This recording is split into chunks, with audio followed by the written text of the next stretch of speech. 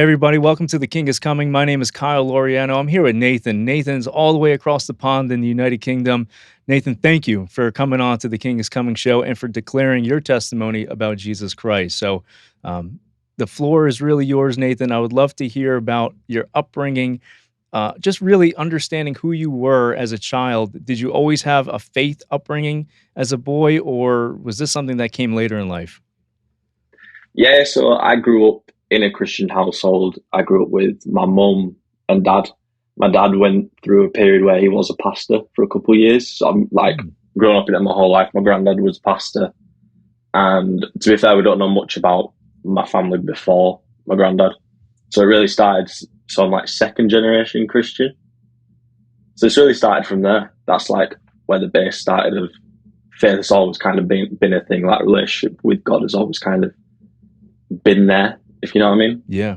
Well, that's definitely special, and having that firm foundation, even as a youth, it must have been, I'm sure, challenging at times. But how did it look like when you kind of went and against adversity, if you will? You know, when you had other kids that maybe were outside of the faith, kind of really poking and prying at you. Did that start to Mm, kind of tear down the foundation, or did you always remain strong throughout your childhood? I feel like my parents did a really good job of not necessarily forcing it on us, as in like it was standard practice. We go to church on Sunday, it wasn't really a question, but more they did it. Do you know what I mean? They lived it. They were up early doing the Bible studies, doing their devotions. They were Monday, Tuesday, meeting people, getting people over, discipling people. Like they lived it out, and instead of telling us do this and do that, they kind of showed it subconsciously, and subconsciously, I think that rubbed off a lot more than when you hear some parents, in a sense, would try and teach the kids by just Yeah. like school teaching, like telling them like exams, like do this, do that, read this many Bible verses. Like it was never like that. It was more, yeah, through their diligence and their trust in God, like their prayers probably kept me a lot. Mm. And then seeing them do that was just like so powerful. And to this day, it's like I'm so grateful for it. Wow. And that's pretty powerful in itself too, especially coming from kind of an area that's really dominant with Roman Catholicism and Catholicism as the root. I'm surprised about that kind of background being so early in life that you've already encountered Mm. Christ in that way. So that's amazing. So tell me, Nathan, when you went through your life, kind of going into maybe your young adulthood years, what did it look like for you? Did you ever have a falling away from the faith, or were you always kind of just remaining true? I think everyone kind of goes through a period where you one foot in, one foot out. I wouldn't say I ever fully jumped out at all because a lot of the encounters, I would say encounters I had with God, I was really young. So it was kind of things that were always there, and I can get onto that. And that's, I would say, I probably gave my life. I would say I put it in quotation marks, like to Christ. Probably when I was like 7 or 8, I remember being sat in the back of mum and dad's car, and at this point in life, they were pastors, so they were pastoring a church, and I just used to always like being around church, not necessarily because of I wasn't sat listening, writing notes about the preach, but I just enjoyed like the atmosphere, enjoyed being around people, just enjoyed that side of it quite a lot. And I just remember thinking, like, oh, there's something I quite like about this. I remember just asking my mum, like, how do you become a Christian kind of thing. And then obviously she taught me through like the basic of salvation. Oh, you just give your life to Jesus and say, oh, you want to live in a relationship and walk life with him. I remember just saying that in the back of the car and thinking, oh, cool. Like, that's it now. Wow, so you're already 7 years old and already contemplating a lot of this stuff that's on your heart. That I think that showcases the truth of what the Bible says that all that come as a child receive Christ, right? And that's a prime Mm, example, Nathan. You know, you're already getting drawn in at such a young age. Most people here, at least the church body, the modern church body age, always says, "Well, come to Christ later on," right? You've dabbled in the world, mm. now you can come to Christ and get cleaned up. But he's already drawing you at such a young age, which is beautiful. So tell me about that then. So your father was a pastor, and your upbringing was so strong in that. What did it look like in terms of what you saw, not only in your home, but maybe in the world, of how you could kind of counteract a lot of things that you had as a biblical foundation where other people didn't. I think a lot of it was having that steadiness at home made a massive difference. But I think it's also, I'll get onto the foundation of, I'd say, my faith that is kind of separate from my parents, because a similar age when I was like probably 7 to 10, I can't, like that age bracket, so like quite young, I remember I was getting really anxious about if God was real or not, because you have no concept. You're not reading and kind of analytically looking on, is it the most logical kind of conclusion? You're just kind of thinking, is it true or not? And I remember I was getting really wound up. I remember asking my mum again. I was asking my mum, I said, how do you know God's real? And I kept asking her this question. And she gave me, like, I look back now and I'm like, it's quite a brave answer in a way. But I remember she said, just ask, like, pray to God and ask him to reveal himself to you and show him to you and be very specific about it. I remember her saying, like, be very specific about it. So I remember I went to bed that night and I remember praying that I could control my dream, because, like, what kid doesn't want to control the dream?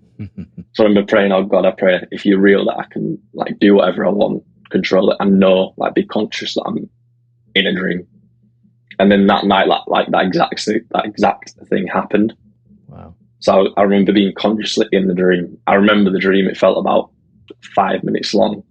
And, like, as a kid, I think I just, like, turned myself to a skyscraper. Like something like innocent and dumb and stupid, and then I kind of remember waking up. And from that point onwards, I was quite, like, set that that doesn't just happen. Like, I've never had that since. I've never had it before. Like, it doesn't just happen. Wow. So there was always that basis of something's happened that I can't explain, that's not of this world, on top of the foundation that my parents have set. So that, like, set such a real firm foundation in a sense.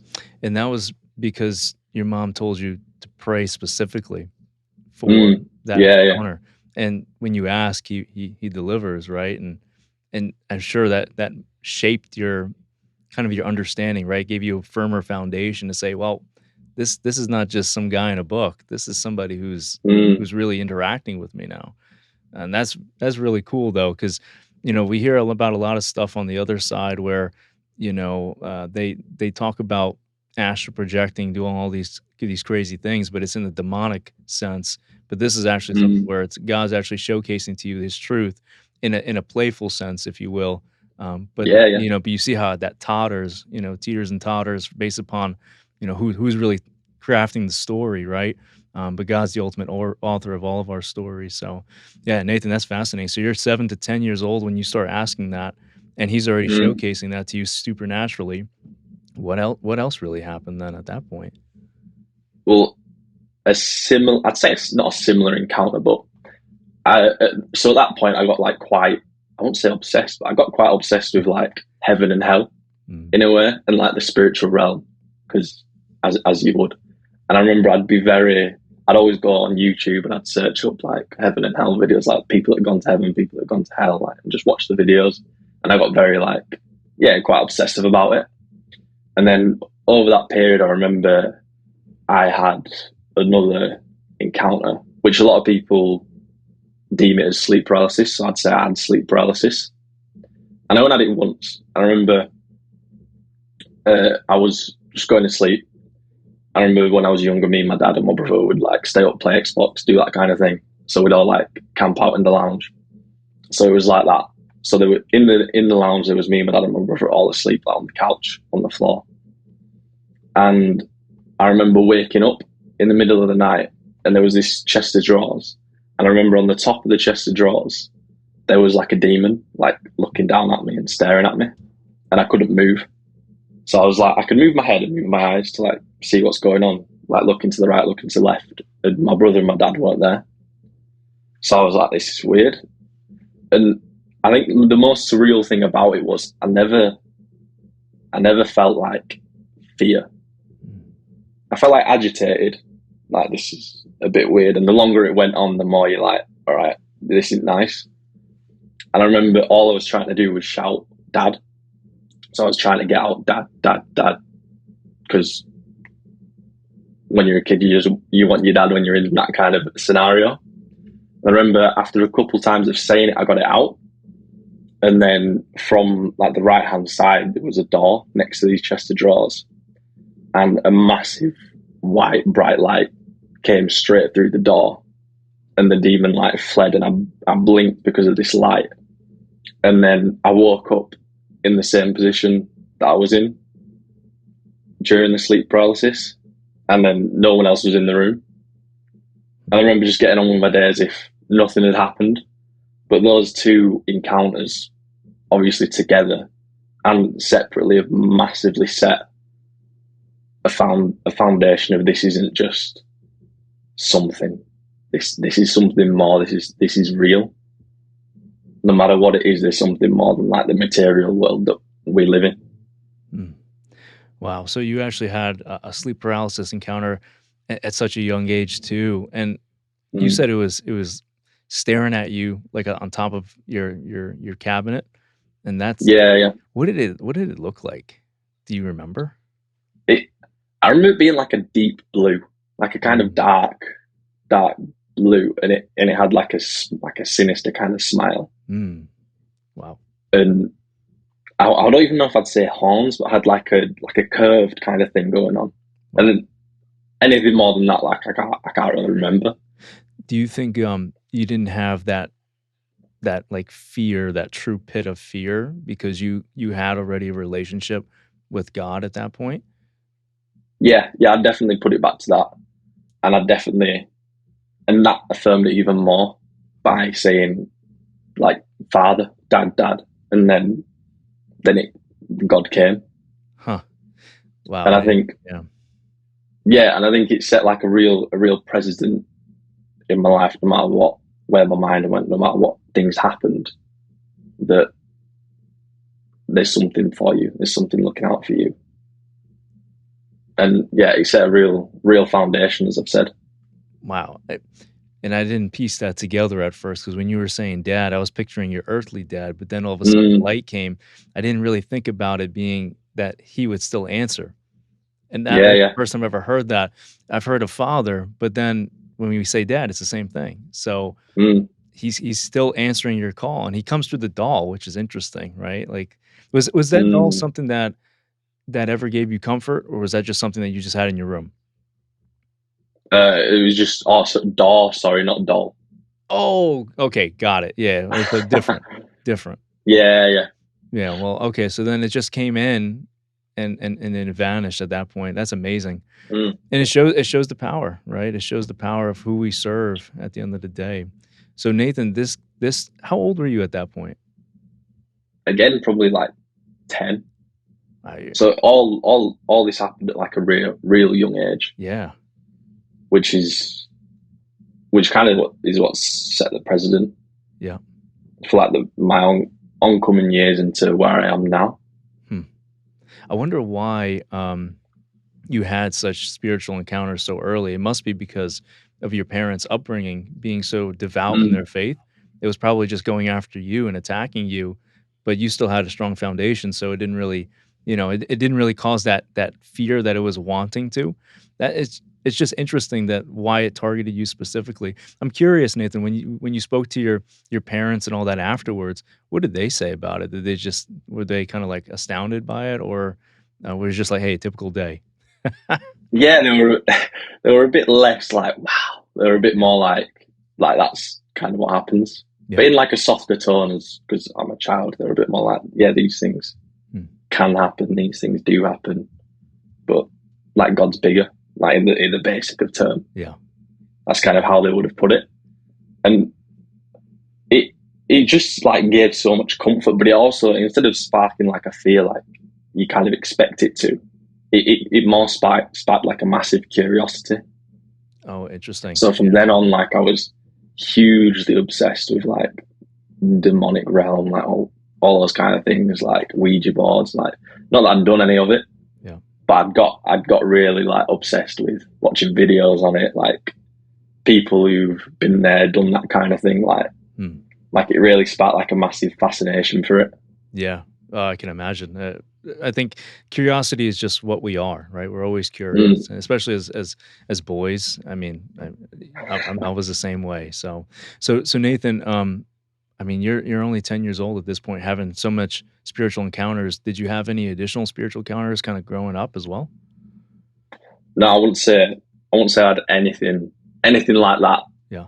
since then. I probably had like one or two pictures, but nothing more like that. So from then, obviously, what is it, 10, 11? Yep. You kind of going to start high school at that point here in England. That's kind of how the school system works. So from about 11, you're in high school till about 16. So from that point, then I'd gone into high school, which was quite like not mundane, but I feel like nothing, not too much happened. Like not too much shook my faith, not too much went on, but I did get really involved. Like it set much more of a foundation of a church. Like at that point, my parents stopped pastoring a church, and we moved to a new church. And I got a lot more Christian friends at that point, because beforehand it was more like a lot of my school friends that I'd just bring to church and like all that kind of thing. We didn't really. I wouldn't say I really had any Christian friends until, yeah, kind of like high school time, like 14. Started going to church a lot more. They had a youth group, and then kind of building a faith kind of for myself from that point, instead of just constantly thinking faith is encounters with God, faith is encounters with like a different realm. Hmm. Yeah, and I think that's really kind of where you start to kind of untether yourself, right, from your family's faith to your own personal faith. Mm. So when that happened, that transition happened, did you have a lot of a lot of worldly things happening at that point? Did you start to go into kind of like the world start to pull you in? Is what I'm trying to ask. Did something like Yeah, I think, were they trying yeah, to push you definitely. I in? think you try and do both. Yeah. I think definitely probably from that point, from 11 till, I'd even go as far as to say 19, Mm. 20-ish. Because I'm 23 now. So probably only around 3 years ago, I'd say that I've fully, probably a bit more, maybe 4 years ago, probably about 19 is when I was like, all right, this is like, you were kind of either in or you're out. Yeah. So it was more like just messing around, kind of doing things you shouldn't do, to the point where the consequences wouldn't have been big enough to catch up with me. Do you know what I mean? Like Yep. just messing around with friends, probably just doing a bunch of things you probably shouldn't do, like messing around with a few girls, like these kind of things. Nothing outrageous, but stuff you inherently know you shouldn't do. Mm. But it was like it leaves a mark on you, definitely. It leaves a mark on the way you think, and especially as you get older, because you realise the standard of God is so high that That's right. all these little things, like little blemishes, like they use the metaphor of a sheep a lot, obviously, in the Bible, and it's like, and I just like looking at it now, it's like I imagine it's like just loads of little blemishes, little black blemishes, like dots, and eventually that becomes like something a bit more holistic. That you probably have to start to deal with these things, because they'll become something bigger. Mm. That's exactly right. And just one spot takes us out of heaven, right? So one Mm. spot, one blemish, that's all it takes. And that's why, the sacrifice that was made was so wonderful. So Nathan, obviously you're kind of doing what every guy at this age does, right? Like you're going into the world, but you're not really feeling fulfilled from the world. It seems like you realize those consequences of those actions, right? I know for myself, I never had that, right? So for me, I just thought it was Mm. normal.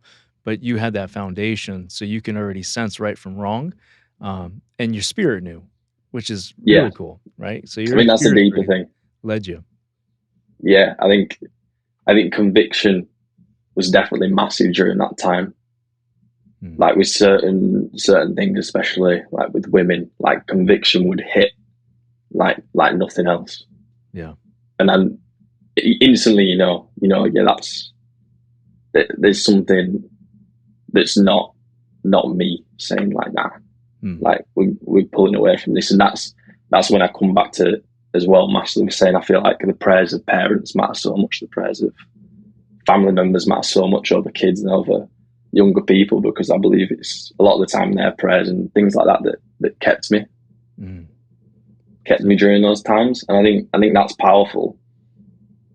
And I think also during that time was when, like, you try and I was trying to get close to God. Like, I wanted to know God on a deeper level because of the things that happened previously. Then obviously you can't comprehend that all these little things that at the time don't have any consequences, but you know inherently bad, ultimately pulling you away, Yeah. like, from God, because obviously there's sin. It's sin that separates. So if you're willingly sinning, and I feel like it's comprehending that as you're younger, you kind of disregard it because you're like, oh, I'll get to it another day. Yeah. And I feel like that's what it was for quite a while. Wow.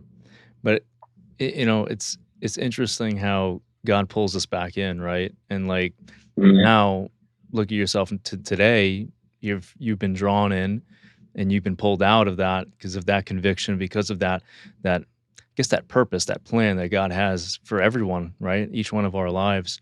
So Nathan, you currently, what do you got going on now then in conjunction to, how you're serving God and how you're kind of leading your life at that point? Because it seems like God's pulled you out of basically the mire, right? He pulled you out of the mire in the mm, pit and said, "No, no, no, you're coming with me," just like how your family did, right? So mm. what has he done, I guess, recently then? I think holding, like, going back to that conviction, uh, I think, to be honest, the main thing he did, which I think turned my head a little, was I really enjoyed, like, the local church. Like, I really enjoyed, no matter what I did, I was like, oh, I'm going to go to church on Sunday, no matter what, because inherently I just enjoyed it more than anything. So I think having that was massive. And I also met my wife during that time. So 17 is when I met my now wife, and we started dating and all those kind of things. And she was in church, she was involved, she was that kind of thing. So, like, cliche, you could say it was like a girl who pushed me further in. It was like God was pulling me, and it was like, all right, let's. This little thing kind of hooked me as well, and Interesting. I think so. So that, yeah, sounds cliche, but yeah, that was one. That was one thing definitely. And then from that point, it did, at such a young age. So at 17, it kind of forced me to, like, I wasn't going to date someone for no reason. Like, I was going to try and, well, go the long haul. So it kind of forced me to, instead of not thinking about consequences or doing little things that they don't have consequences now, well, realistically now, I have to have a vision for where I want to be in a couple of years, because it's not just ultimately just me anymore Mhm. that it would affect. So I think having that definitely set a foundation for where I am now, Mhm. because it forced me to think bigger. It forced me to think further Mm. and put actions into place that kind of, because you'd want a good marriage, you'd want to get to that point first. You'd want a house, you'd want a home, you'd want to provide, you'd want to, like, have kids one day, and all these kind of things. You want to have a job to be able to provide. So it was setting those precedents of, right, well, it's a little bit bigger now, Mhm. and not like making it a weighty thing, not like forcing it upon myself, Yeah. but kind of like it brought quite a calmness that was Mhm. like, which was healthy. Yeah. It provides a stillness, right? It allows Mm, you to center yourself and understand, ground yourself, and yeah, yeah, understand that's it. that, there's a purpose and a plan, right? But something I wanted to talk about with that, Nathan, and that's gonna be talking about getting married earlier, because Mm, the stigma here in the United States is very different. The United States culture is very much go out into the world as long as you can and avoid marriage for as long as you can. Let's talk about the blessings of marriage. What in your mind, how has it been a blessing in your mind that it's been one, that you met your wife early in life mm, rather than later in life? Um, I just want to talk about that because it's on my heart, and also I think it's a detriment when we're getting married later and later because you lack that union, and also you have a lot of the open doors and things happen. So yeah, let's just talk about that, Nathan. What does that look like for you at this point, and has that been a blessing in your life? Yeah, definitely. I mean, I'd say it's also not uncommon here, other than kind of in Christian circles. Obviously, a lot of my Mm, friends who aren't Christians, none of them are married and all that kind of thing. So yeah, me and my wife met at 17, 16, 17 age range, and then we got married at 21 and 22. So we got married last year and got engaged the year before. So I think it's a massive. I think it's for a guy anyway. I think it's a responsibility that is good. mm, If you find a good person, anyway, I think it's a good responsibility to have, because it made me have a vision, and it made me chase towards something, and it made me ground myself, and it made me think less about myself and more about other people as well. mm, And even kind of having a feminine outlook on life, yeah. where, do you know what I mean? Guys just think, boom, easy, just run through everything, run through a brick wall, and your emotions don't matter, and these kind of things. But it kind of just puts you back. It balances you out a little bit. I think it definitely balanced me out quite a lot. Yeah, And that's I good. think it's powerful, like you've said, because it being so early, it it did it didn't give time for anything to latch on or anything else to happen. Obviously, God has a plan for everyone, Mm, but you don't. I feel like you don't want to go into something later for the sake of just for the sake of it. Like, why hold off if the opportunity is there, and if it's not, like, look for it and just trust God with it. And I remember I was talking to another guy at church the other week. He's a little bit younger, and he's like broken up with his girlfriend, like simple drama. And I was just saying to him, like, the simple way I'd look at it is, if you're ultimately chasing after God and you're praying for a partner, and someone else is chasing after God, I think God's at the top of the triangle. Like, you should ultimately meet in the middle. It shouldn't be like look to the left and try to chase other people. It should, if you chase God, God's going to have that person for you. mm, Like, I believe that, as well, as long as you're open to it and not so closed off and narrow-minded about it. Like, God will look after, God will honor that area and look after that area, just like He does with everything else. yeah. Yeah, he truly will. So Nathan, let's talk about that. If let's say if somebody's watching this right now that is maybe in that same predicament, maybe they're a young adult, maybe they're 18, 19, and they're thinking about not settling down. Maybe they have somebody that they've been close with and they said, no, I'm going to go ahead and pursue the world.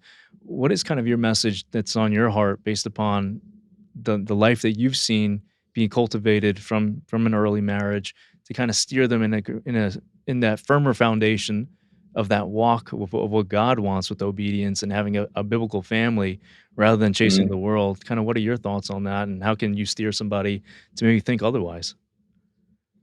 I think ultimately it's, if you want God to be the center of it, then ultimately you kind of have to do it God's way.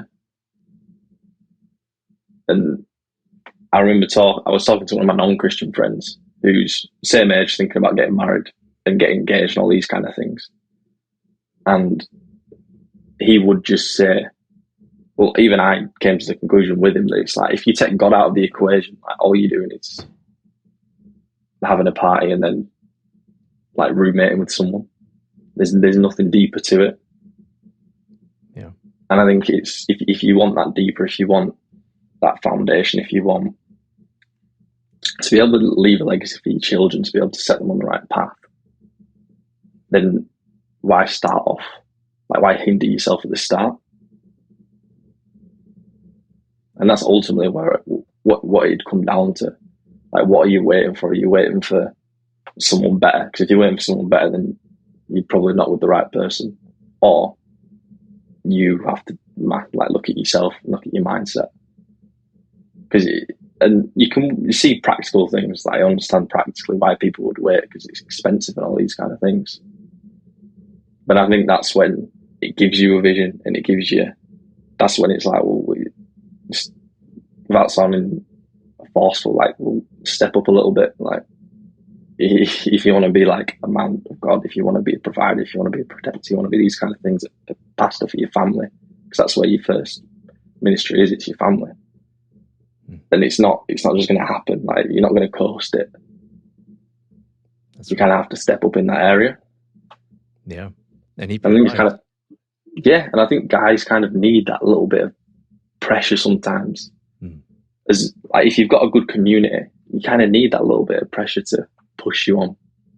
Yeah, and to make you see things bigger and make certain decisions and like kind of get on with life. Or you can just coast and just go, and then 10 years time you're like, oh, what's happened? I'm like with the same person, had 4 different girlfriends. I've just been having people on the side and doing my own thing, and now I want to settle down in it.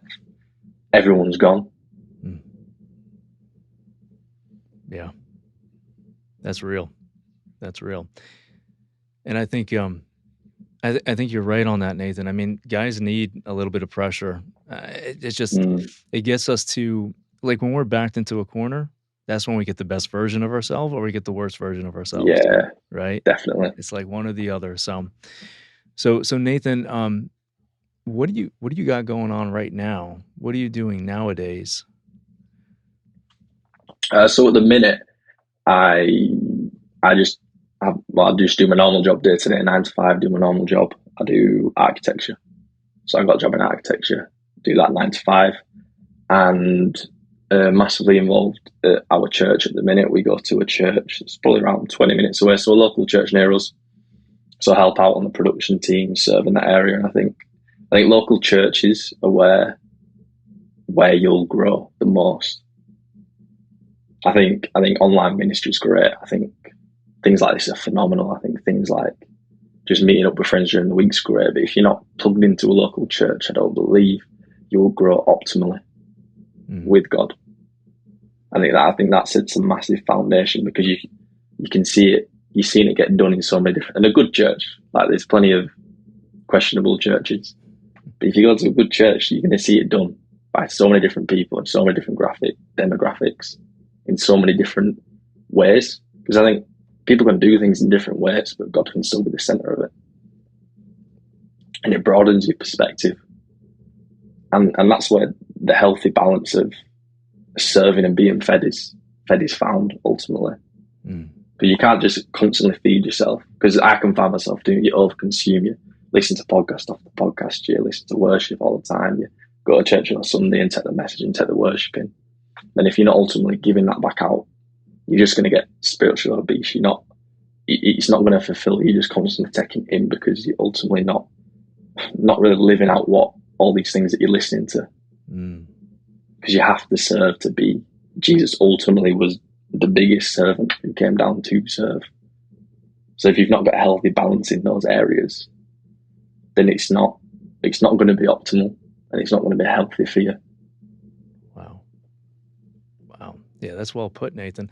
We have to be the hands and feet of Christ, right? And if we're not doing that, then we're not really walking that walk, right? We're just hearing we're hearing the message, but we're not actually pursuing it. And that's where we get spiritually fed. I mean, I think that's really the difference, right? Like, when we talk about, I mean, I have a lot of people that talk to me all the time, and they're like, well, what does it mean, like, when you feel like you're in the spirit? Well, it feels like when you're serving the master above, that's when you're in the spirit. Or when you're in deep prayer, praying for others, that's when you're in the spirit. Like, when you're not about yourself, when you're about others, that's when the fruits show. That's at least what I've always seen.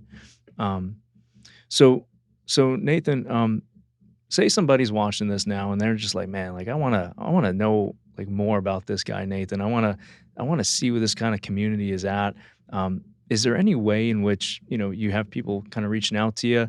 Is there anything that you have as a social media or an outlet that people can find themselves either attracted to or go to or whatever?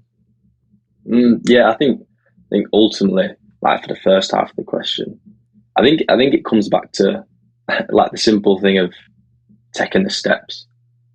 Like, you could read all the books about Christianity, and you could could read all the information, you could read the whole Bible and not come to the conclusion. But because you haven't put faith into action, you haven't put faith into works, you haven't stepped out ultimately. Mm. And I think until you step out and do it, sometimes you're not going to get it. Like, it's not going to click. I think sometimes it needs to be done to click. And then to go to the second half, I'm currently just like side hustle, side like outlet. I do a YouTube channel, so I just do like React videos and like a few other kind of just Christian videos, like once a week, every other week, kind of when I've got a little bit of time. Not too precious about it. So I've been doing that recently, and that's been massive. That's been because it's made me go deeper. Like, it's been huge. It's made me go deeper. So I think that's really good. Yeah. Well, Nathan, I appreciate you giving your testimony for today, man. And it's been an honor to speak with you. I think there's a lot of truth in your words, and there's a bigger plan and a bigger purpose for your life. I feel that. Nathan, would you mind kind of leading us out in some prayer, and maybe some for the folks here that are going to be listening, that they can probably use some prayer in their life. Yeah, I'll pray as out, man.